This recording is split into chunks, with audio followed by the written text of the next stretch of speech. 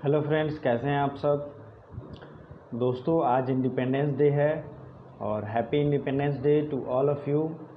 और जैसा कि हम लोग डेली करंट अफेयर्स पढ़ते हैं, तो आज भी करंट अफेयर्स पढ़ेंगे with map and GS revision.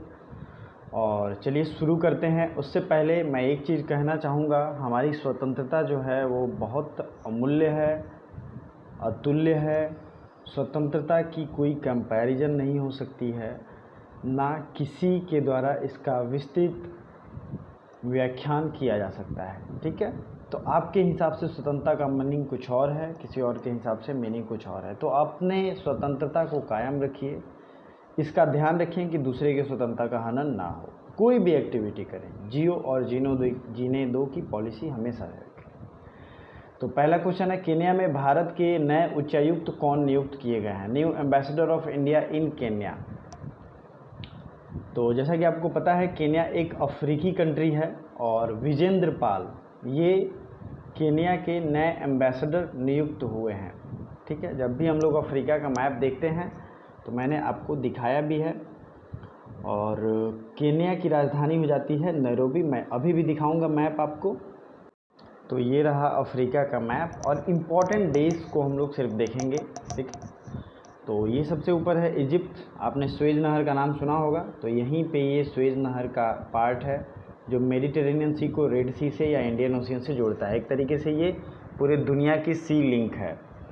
अगला जो देश है वो है इरिट्रिया, जिबौती, सोमालिया।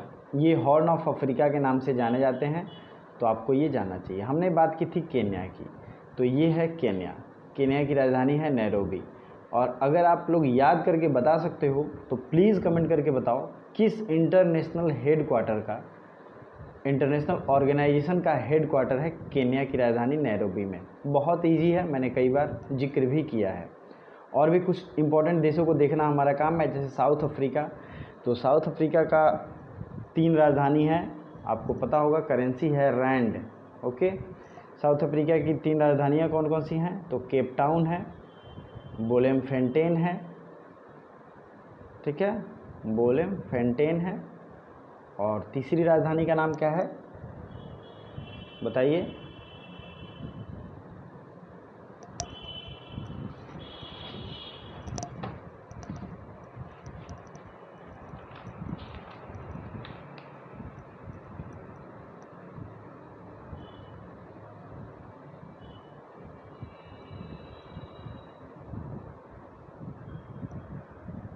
प्रीटोरिया। क्या है? प्रीटोरिया। मैंने लाइव देख रहा था कि कितने लोग कमेंट कर पाते हैं।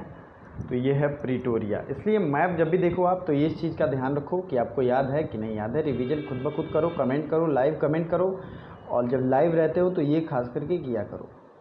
चलिए अगला क्वेश्चन है, कौन स्वतंत्रता दिवस के अवसर पर स्वच्छता सप्ताह अभियान चला रहा है? स्वच्छता सप्ताह या स्वच्छता वीकली कैंपेन ये लॉन्च किया गया भारतीय रेलवे के द्वारा। अब देखिए, भारतीय रेलवे की बात हो रही है, तो क्या सवाल है जो भारतीय रेलवे का अभी आ सकता है? तो सबसे पहले तो भारतीय रेलवे की स्थापना कब हुई थी, किस ईयर हुई थी, कहाँ से कहाँ तक? तो मुंबई से ठाणे के बीच में सबसे पहले 1853 में चली थी ट्रेन। ये आपको याद होना चाहिए। ठीक है, सबसे पहले कहाँ चली थी? तो मुंबई से ठाणे, मतलब मुंबई महाराष्ट्र में। ये बात भी आपको पता होनी चाहिए। किसके पीरियड में, कौन सा गवर्नर जनरल था उस समय? तो उस समय था लॉर्ड डलहौजी। डलहौजी ने सबसे पहला ट्रेन इंडिया में चलवाया था। अभी इंडिया में कितने रेलवे जोन हैं? रिसेंट में कौन सा रेलवे जोन बना है? तो रिसेंट का है साउथ कोस्टल रेलवे। एक नया जोन बनाया गया जिसका हेडक्वार्टर है विशाखापत्तनम। ठीक है, अब आते हैं नॉर्दर्न रेलवे का हेडक्वार्टर कहाँ है? तो नॉर्दर्न रेलवे का हेडक्वार्टर है दिल्ली। ठीक है, नॉर्थ ईस्टर्न रेलवे का हेडक्वार्टर है गोरखपुर। ईस्टर्न सेंट्रल रेलवे का हेडक्वार्टर कहाँ है? तो ये है ईस्ट सेंट्रल रेलवे। कहाँ है बताइए? तो ये है हाजीपुर। अब आते हैं अगला, नॉर्दर्न वेस्टर्न रेलवे और सेंट्रल रेलवे। मैंने क्या बताया था? सेंट्रल और वेस्टर्न दोनों का हेडक्वार्टर है मुंबई में। ध्यान से देखिए, जो मैं ट्रिक बताऊं प्लीज़ उस ट्रिक को याद करो, क्योंकि वो ट्रिक बहुत काम आता है। मैंने मुंबई के लिए 2 बताया था, वेस्टर्न रेलवे WR और सेंट्रल रेलवे। इन दोनों का एक हेडक्वार्टर है मुंबई में।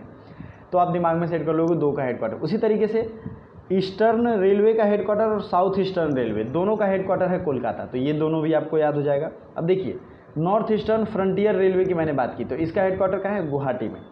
इस तरीके से मैंने कुछ और ट्रिक बताए थे, अगर आप ज्योग्राफी की प्लेलिस्ट में जाओगे वहाँ पे ये वीडियो देखोगे तो आपको अच्छे से याद हो जाएगा, मैप के साथ मैंने बताया है। SWH मैंने ट्रिक दिया था, SWH साउथ वेस्टर्न और हुबली, ठीक है। उसी तरीके से वेस्ट सेंट्रल था, तो WC जय मैंने कहा था, WC जय, तो वेस्ट सेंट्रल जयपुर।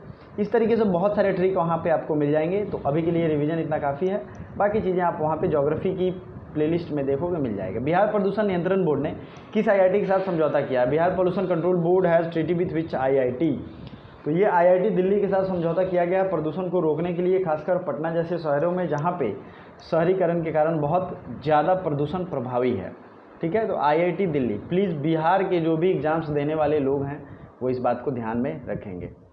कौन सा पारदर्शी कराधान ईमानदारी का सम्मान देने के लिए प्लेटफॉर्म लॉन्च किया गया है?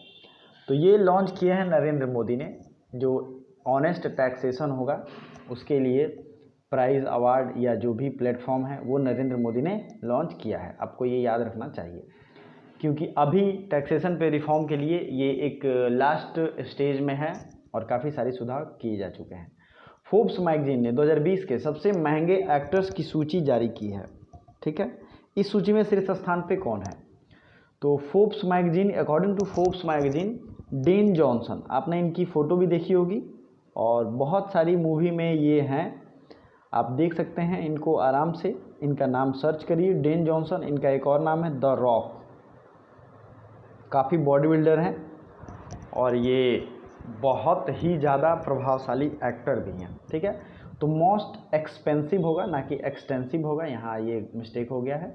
Most expensive actor in the world, ये हैं डेन जॉनसन।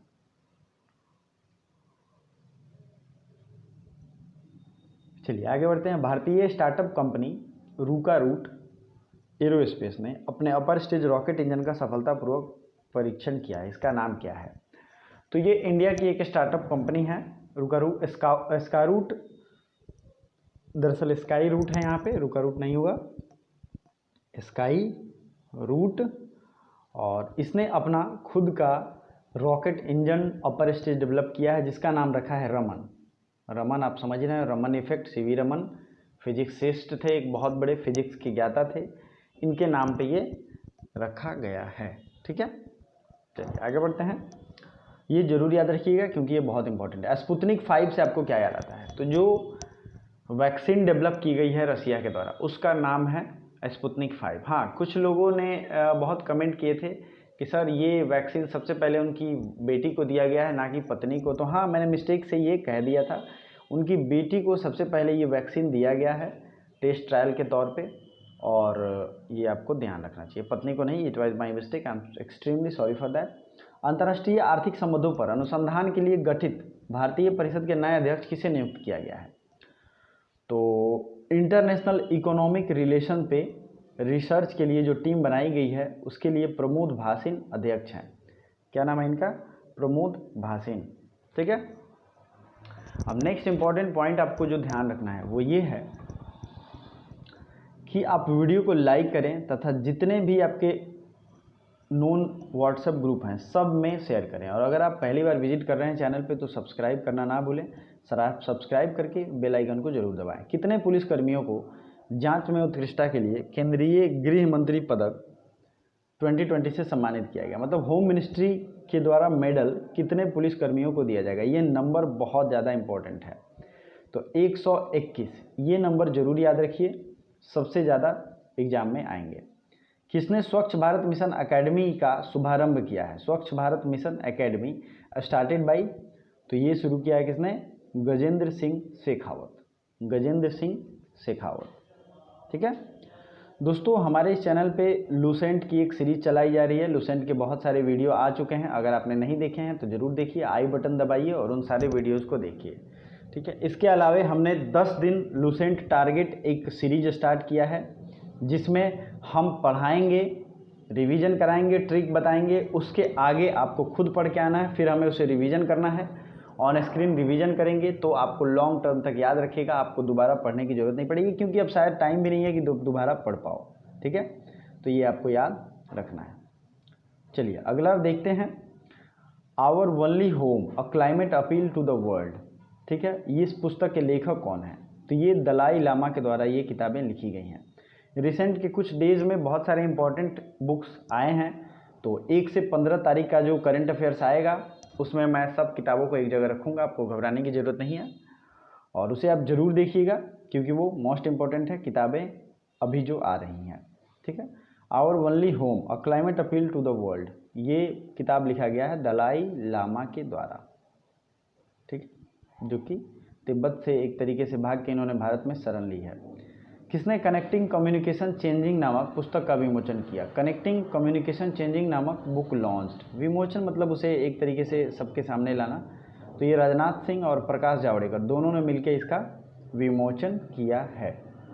किसे धर्मपद पुरस्कार से सम्मानित किया जाएगा? तो धर्मपद अवार्ड ये दिया गया है सुदर्शन साहू को। किसको दिया गया है? सुदर्शन साहू को। ठीक है, अगला देखते हैं, most valuable player of the year कौन बने हैं? Most valuable player of the year award ये दिया गया है क्रिस्टियानो रोनाल्डो को। क्रिस्टियानो रोनाल्डो ये फुटबॉलर हैं और अगर आपको याद होगा तो आप कमेंट करके बताएं कि ये किस देश के प्लेयर हैं।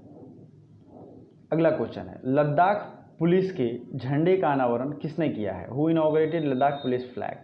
तो लद्दाख पुलिस के एक स्पेशल फ्लैग बनाई गई है जिसका अनावरण किया है RK माथुर। अब लद्दाख और जम्मू कश्मीर से आपको क्या याद आता है? तो ध्यान से सुनिए, 31 अक्टूबर 2019 को लद्दाख से जम्मू कश्मीर दोनों एक दूसरे से अलग हुए और 2 UT बनाए गए। उसके बाद भारत में राज्यों की संख्या फिर से हो गई 28 और यूनियन टेरिटरी की संख्या बढ़ गई। ठीक है, दमन एवं दीव एवं दादर एवं नागर हवेली अब इनको एक यूनियन टेरिटरी बना दिया गया है। तो यहाँ पे 2 बढ़े तो इधर 2 मिलके 1 हो भी गए। ठीक है, तो यूनियन टेरिटरी भी अनडिस्टर्ब रहा।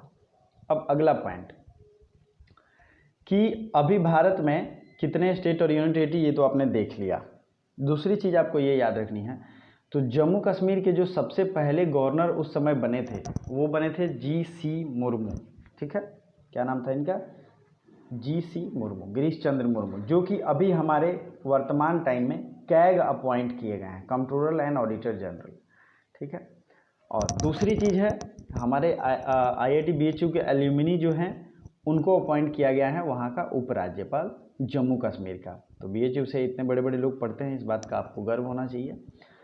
अगला है जो लद्दाख रीजन, उसके गवर्नर सबसे पहले LG बने थे RK माथुर। यही मैं बात आपको कहना चाहता हूँ। तो पहले गवर्नर का नाम जरूर याद रखिए और इन्होंने फ्लैग को भी क्या किया है? इनॉग्रेट किया है, नया फ्लैग जो था उसको। चलिए अगला देखते हैं, विच इंडियन स्टेट और union territory has decided to make its own education board? किस यूनियन टेरिटरी या केंद्र शासित प्रदेश या राज्य ने अपने खुद के शिक्षा बोर्ड बनाएगा? ये कौन सा यूनियन टेरिटरी होगा? तो ये होगा दिल्ली। ठीक है, दिल्ली अपना खुद का शिक्षा बोर्ड बनाने की घोषणा कर दिया है। अगले साल से इनका खुद का शिक्षा बोर्ड होगा। ये CBSE और जो इनकी ये अफिलिएशन थी इसको ये लोग ख़त्म करना चाहते हैं। ठीक है, नेक्स्ट पॉइंट है वर्ल्ड ऑर्गन डोनेशन डे, विश्व अंगदान दिवस। विश्व अंगदान दिवस ये कब मनाया गया? तो ये मनाया गया 13 अगस्त को। वह ऑर्गन डोनेशन डे ये होता है हर साल 13 अगस्त को। जो भी हमारे आँख की पुतलियाँ हैं, कई सारे ऑर्गन होते हैं जिसे हम डोनेट कर सकते हैं। अगर मर जाता है आदमी तो वो वेस्ट हो जाएगा, लेकिन यहाँ पे डोनेट कर दिया जाता है। ठीक है, ऑर्गन डोनेशन डे ये है 13 अगस्त को। तो ये ऑर्गन डोनेशन, इसके साथ साथ अगस्त महीने में बहुत सारे ऐसे डे हैं जो मैंने आपको बताए हैं। तो अभी वीडियो को पॉज कीजिए और जितने भी डे हैं सबको लाइन से कमेंट बॉक्स में कमेंट करके लिखिए। मैं देखता हूँ कि कितने लोग ध्यान से इसे देखते हैं, सुनते हैं, समझते हैं, और जो भी इसका राइट आंसर होगा उसे कमेंट ज़रूर करिए। और thank you so much for watching. और डेली देखा करें करंट अफेयर्स, बहुत ज़्यादा दिन नहीं बचा है, बहुत सारे फैक्ट मैं ऑटोमेटिक रिवीजन कराऊंगा। और thank you so much for watching. आज का वीडियो थोड़ा छोटा होगा लेकिन इसे ज़रूर ध्यान रखें कि डेली देखना है। Thank you so much.